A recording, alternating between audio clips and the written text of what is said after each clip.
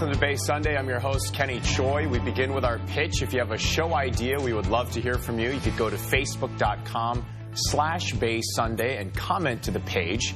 Today's show features two book authors and representatives from two nonprofits.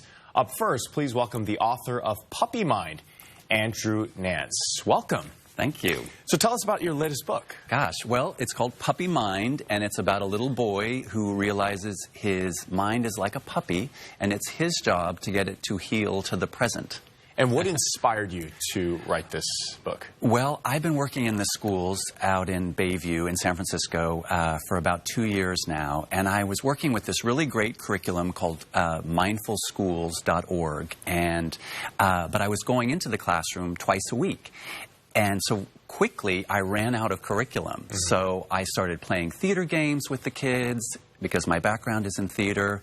And then I started looking for mindfulness books. And I actually didn't find any that I really loved.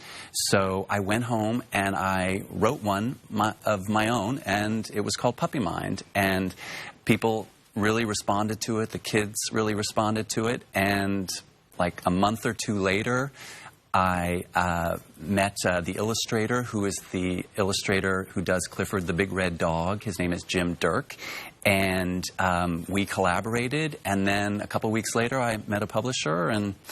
And a year later, I'm here. And a lot of kids would love the fact that he's also the publisher, or he also illustrates for Thomas and Friends, too, That's right, exactly. Right. So when you say mindfulness, how would you define mindfulness? Well, what I say to the kids is mindfulness is the practice of using your breath to focus your mind and body to make good choices.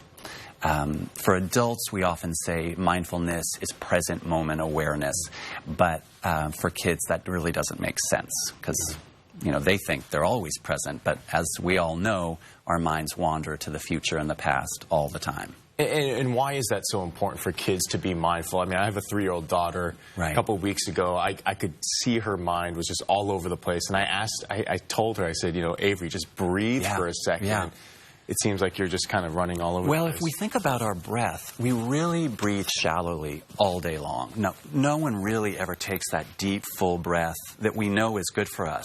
But if we can get oxygen to our brains and our bodies, the brain will work better, the body will work better, and we'll make better choices. And you saw that when you were working with these kids? Absolutely, absolutely. And my goal is for these kids to feel safe enough to learn. You know, oftentimes people say they feel calm when they've meditated.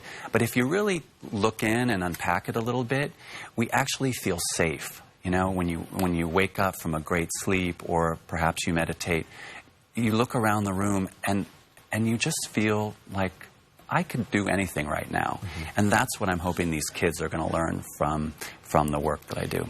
And what's the age range that you're targeting with this book? I would say old preschool, like, you know, 3.5, 4-year-olds, all the way up to 3rd grade. But I've had a lot of adults read the book and say, you know what, I'm going to put this on my coffee table because I need this work as well. Yeah, and I'm definitely looking forward to reading this book to my daughter.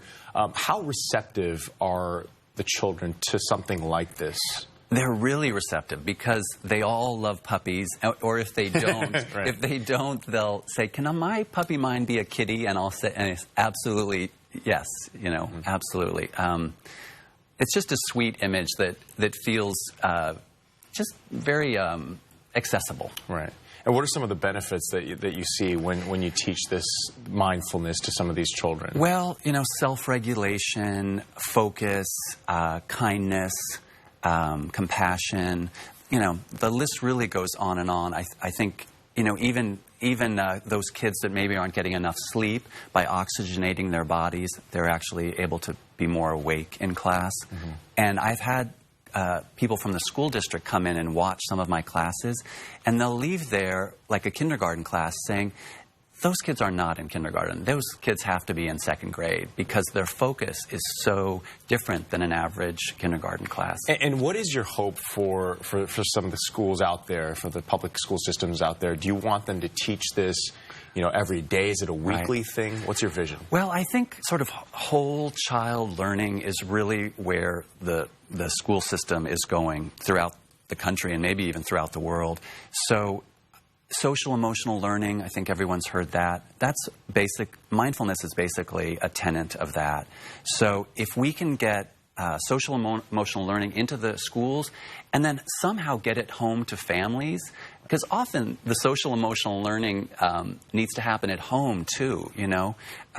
We're all a little too distracted for our own goods with our technology. So if we can find a bridge for kids and adults to talk about mindfulness, I think that's a good thing, and I'm hoping Puppy Mind will do that.